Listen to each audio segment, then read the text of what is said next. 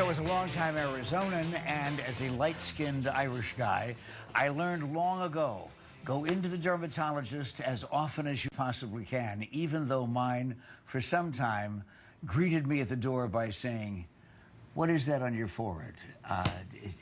Is that what happens in everybody's office, Dr. Van Dyke, huh? Well, that happens everywhere. If you're a dermatologist, if I see you in a restaurant, I will be, "Hi, Pat." Now, I won't know if it was you, Pat, I would tell you. But you can't just kind of, hit people Do with that. people consider you somewhat annoying? I usually don't volunteer advice unless I'm asked. So, no, I am not. I'm a but font I've known you for a long time, yes, and we have seen one another socially, and I honest to God, particularly in your field, I always think how dreadful it must be to be at a cocktail party and have people say, "Listen, I've been wondering about this little thing here, it is kind of fun because sometimes I had one gentleman take his shirt off for me at a cocktail party. So, there's two sides to that. Thank God you're not a proctologist. Dr. Susan Van Dyke on the morning scramble. Look, let's get down to the news story part of dermatology, okay? Tanning beds and a wacko lady. May I call you Susan after all this time? Call me. Dr. Susan, will you take a look? No, please, if you will. This is a picture of tanning addiction. It looks like Hattie McDaniel. She has an issue. But I was talking to Laura earlier, and this color skin, when I was growing up, was considered okay. And now we look at that and go, oh my goodness, are you kidding? So there has been a social shift in that leather tanned skin is not particularly an attractive thing. But she has probably a mental issue in that she's continuously tanning. So and brought her daughter into the tanning bed. That's the big issue. What does this mean for a child? What does it mean? Well, it means bad things. I mean, there's plenty of evidence that indoor tanning increases the risk of melanomas and other skin cancers, particularly in young people. And those are the people at risk. They're the ones who want to go to tanning beds. But to socialize your child into this as normal behavior is a disturbing thing. If she, in fact, put a 5-year-old in a tanning bed, then I do agree that that is reckless endangerment of a child. It's well known that skin cancer can be caused by indoor tanning. Is there any value in indoor tanning? No, none at all. So why are they allowed to continue to operate? It's a free country. If in fact there is a clear link with melanoma, that is the often terminal form of skin cancer, and there is no value.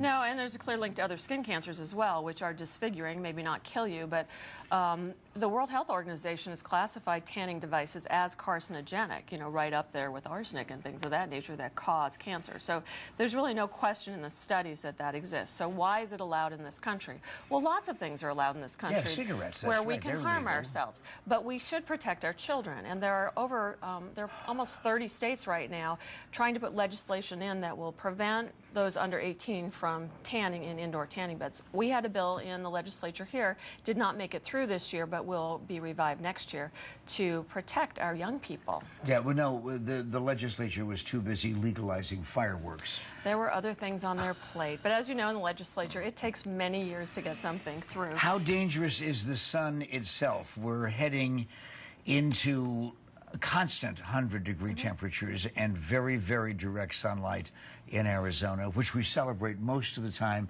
But should we bask in it? Well, half of people in their 20s have had a sunburn in the last year.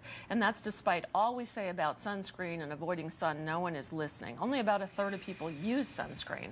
And when they use it, they don't use enough of it to protect themselves. But melanomas are epidemic in this country. There's 75,000 will be diagnosed this year. 9,000 people are going to die from it this year.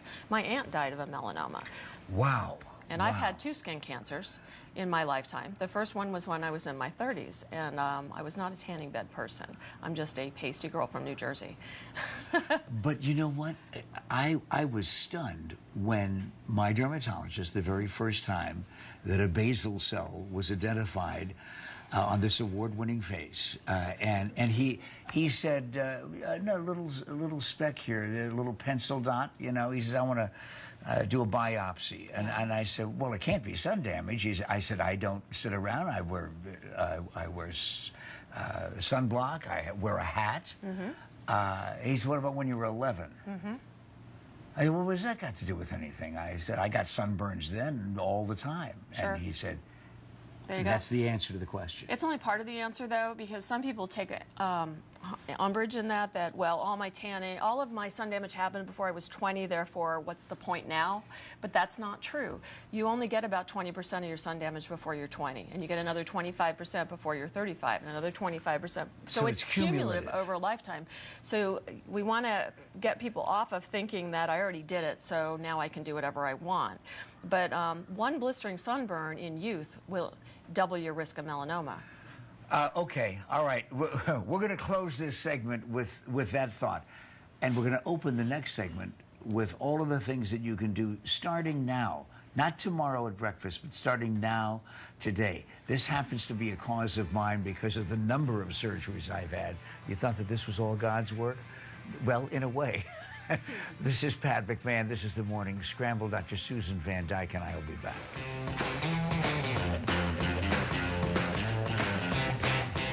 Dr. Susan Van Dyke, you say probably, that you like the way this woman handles things dermatologically and medically. Well, then it's probably a good idea for you to find out where it is you can find her. Dr. Susan Van Dyke. Thank you.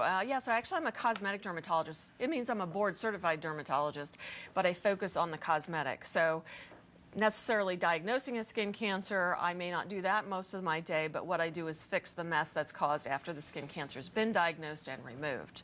Scars. We do a lot in preventive as well. Lasers that will remove sun damage and precancers, very important. And my practice is Van Dyke Laser and Skincare, and that's really what we do. We're on Scottsdale Road in Scottsdale, just north of Fashion Square. I pass it often. As my wife takes the credit card to Scottsdale Fashion Square, we say, oh, there you go. There's Dr. Susan over there. She can drop you off and she can go shopping. Right, at the Van Dyke, at the Van Dyke Clinic. Yes. Okay, but we're talking about something that seems to be recreational, at least when it comes to particularly our teenage girls who say, oh, yeah, no, I'll wear sunscreen the next time. These kids, you know, you can't convince them they're going to be 30. Forget about it that they're going to have cancer. They just aren't going to believe it. So teenagers need guidance. And when you look at the studies, an average 20-something goes, Caucasian 20-something, goes to a tanning bed 20 times a year. And that's an average in this country. That is startling. There are 22,000 salons. There's a heartbreaking story in one of the journals I was recently reading about a 21-year-old who started tanning at 16, and at 18 she went to work in a tanning salon telling everyone how safe it was, and when she was 21 she had a melanoma. But even if you don't get skin cancer, you still wind up with skin that looks like a wallet. Well, that might actually be a more compelling argument to a young person. You're going to look ugly when you get old. Yeah. You're going to need me.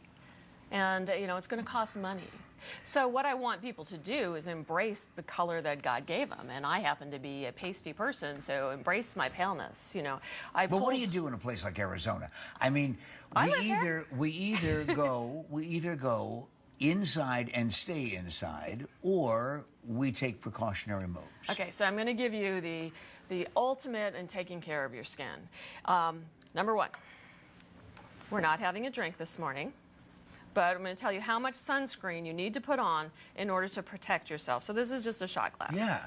So you take a nice bottle of sunscreen, and the sunscreen this is a very well labeled body. I'm going to move your coffee cup here for just a moment, okay, so that I want to make sure that everybody can see the demonstration. So it's an SPF 50. It's a broad spectrum. And so what we're going to do is... Do we have to have 50? Okay, you keep watching. Yeah, I'm watching. You're still watching? We don't have enough yet. Are you still watching? That's more whipped cream than I put on pie. All right. So that is right up to that line. That's 1 ounce, and your table is now sunscreen. Yeah. That's what you need for an application on a body for an average-sized person. If you're a big person, you're going to need more. For 2 hours. So you're at the beach, or you're playing golf, or whatever. You're going to put this on a half an hour before you go out. Then you're going to put it on again in 2 hours, and again in 2 hours. So if you're out all day, you might have to reapply this 2 or 3 times. And this is an 8-ounce bottle, so you're going to use half of this bottle in 1 day. All right? Now, the stunned look on your face tells it all. I was speaking earlier. I don't think 1% of the population does this. No, but if they use sunscreen and if they use the right SPF, they still don't apply it that often, most of the That's people. correct. So this is only a 50 if you do it the way I just said. What about wearing a hat? Wearing a hat is going to be a lot easier. On the golf course, right, I've got my front build golf cap. No. I've got my Diamondbacks base. No. No, Pat, here you go. Try that. Oh, okay. 3-inch brim all the way around. And it's a very handsome look, is it not? Yeah. And look at, even with that, you can see Indiana Pat. he's getting light on his face. All right, now next thing we're going to do is we're going to put you in a shirt that's got long But sleeves. do I have to do that now? There you go. Now. Oh. Now, see, now this is a sports shirt. Most everybody wears running. T-shirts in Arizona. Yeah, so a long sleeve, you know, SPF high shirt, you can buy them, will protect your skin as well, so you don't have to put so much of this on. Now, your eyes, sunglasses. Okay, now let's really talk about that, because we are as vulnerable there as any place else. And also cataracts, which is a secondary thing. So these are good sunglasses. They're big, they're wraparound, they fit me really well. Can They're I tell a 100%. dermatologist that has the reputation that you do that you really look hot? Well, isn't that a sweet thing to say? This is, So I guess it's allowed. Embrace your paleness. I picked these magazines up this morning. Yeah.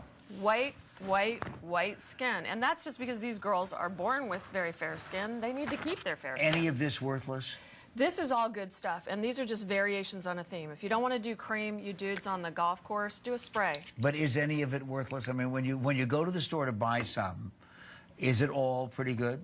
It's the labeling is changing this summer, and it's all going to be pretty good because it'll all tell you the SPF. It'll all tell you how long it'll last in water, which is 40 to 80 minutes, and it's all broad spectrum. So if you look for those 3 things, Okay. you'll be your okay. story. I want to hear your story. My story on my skin cancer front, I was diagnosed with a basal cell carcinoma on my neck when I was about 39 years old. My mother has dozens of skin cancers. My aunt died of a malignant melanoma on her shin when she was younger than I am now. I started getting really serious about sun exposure about the time that people started realizing it was a problem, which is 30 years ago. So I'm 57 now. I've had laser resurfacing to remove sun damage from my face. I've never had another skin cancer on my face, but I did have another one on my shoulder. So it's not just the face, it's the whole body. So far, I've not had a melanoma, but you do need to look at do a self-body exam, know where your moles are, what's changing. You want to see a dermatologist once a year. When you go for the ladies, take off the nail polish. They need to see your nail beds. Do a self-exam before you go. Make notes. This mole looks funny to me. This one changed. This one's new. So you can direct the dermatologist. And that's your best, prevention, and see your dermatologist. I'm not going to forgive you. I'm not going to forgive you if I run into you at the store and you say, I wasn't paying attention, I didn't have the right hat, and when Dr. Susan Van Dyke showed up, I didn't do all of those things, and now see, part of me is gone. And that's really what can happen. But if you take care of yourself, it's because of the morning scramble. Happy Monday.